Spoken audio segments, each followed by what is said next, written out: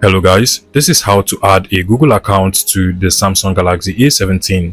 Basically, you want to go ahead and open up the settings of your Samsung Galaxy A17, and then you want to scroll all the way down until you get to the accounts and backup option. Now proceed to click on the manage accounts option at the top, then click on add accounts.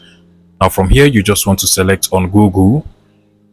And now you want to go through all of the process of signing into your Google account and entering your password. So enter your Google account over here. And once you're done, click on the next button over here. And then proceed to enter your password as well. And once you're done, you also want to click on the next button at the bottom over here. And just like so, I am now signed in. You just want to click on the agree button. Give it a couple of seconds.